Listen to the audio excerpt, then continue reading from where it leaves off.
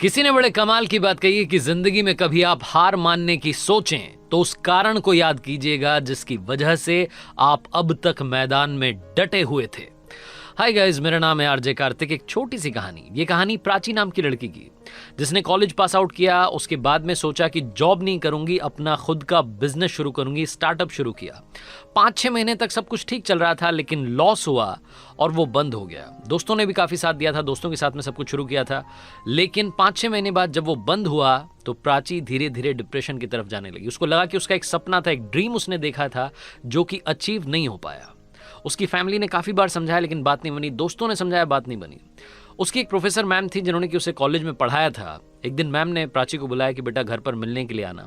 जब प्राची वहाँ पहुँची तो मैम ने उससे कहा कि बेटा क्या रीज़न है, मुझे मालूम चला घर वाले आपके बता रहे थे, दोस्त बता रहे थे कि आप बड़ी परेशान रहती हो।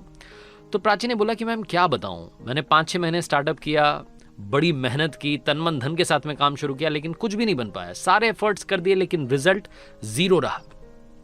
मैम जो थी उन्होंने कहा कि बेटा इसमें घबराने वाली क्या बात है, ज़िंदगी में काफ़ी लोग फेल होते हैं, कोई पहली बार तो किसी के साथ ऐसा हुआ नहीं है।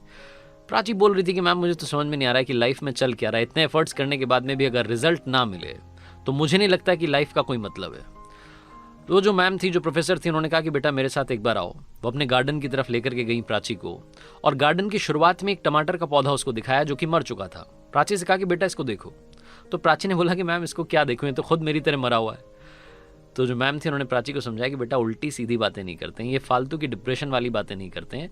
मैं आपको जो समझाना चाह रही हूँ वो ये समझाना चाह रही हूँ कि मैंने खुद भी इस टमाटर के पौधे को सारी वो चीज़ें दी जिसकी इसको ज़रूरत थी। बीज डाला, उसके बाद में खाद डाला, कीटनाशक का छिड़काव किया, पेस्टिसाइड, सब कुछ, जिस जिस चीज़ की ज़रूरत थी सब कुछ किया, लेकिन ये फिर भी मर गया।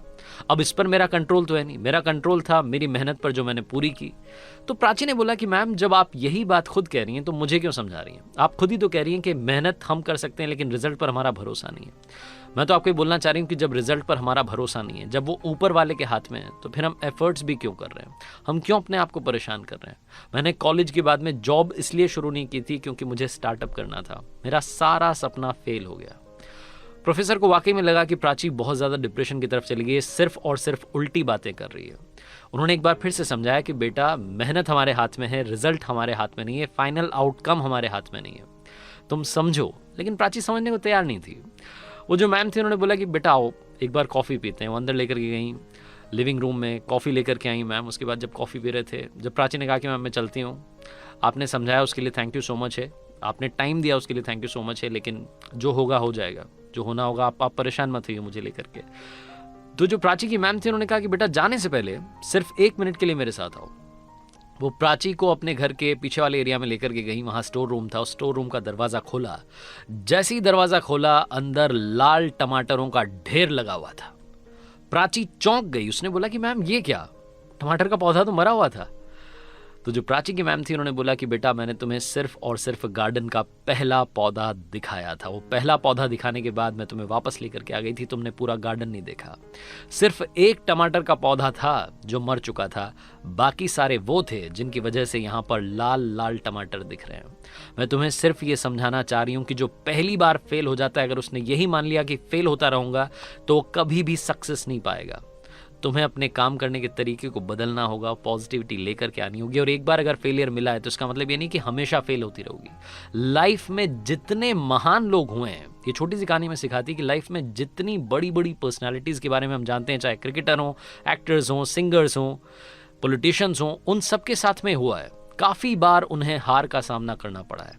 अगर आपको लगता है कि आप किसी वजह से डिप्रेशन की तरफ जा रहे हैं, किसी वजह से आपको फेलियर का सामना करना पड़ा है, तो कोशिश करते रहिए। लगातार कोशिश जब आप करते रहेंगे तो आपको भी मालूम नहीं चलेगा कि वो कोशिश आपको कब बहुत बड़ा रिजल्ट दे करके जाएगी। लगातार संघर्ष करते रहिए, जिंदगी बस इसी का नाम है। आरजे कार्तिक आपसे बस जाते आते ये बोलना चाहता है, कर दिखाओ कुछ ऐसा कि दुनिया करना चाहे आपके जैसा। याद रखिए, हर सोमवार सुबह 9:30 बजे मेरे YouTube चैनल पर, इंस्टाग्राम हैंडल पर एक नई कहानी।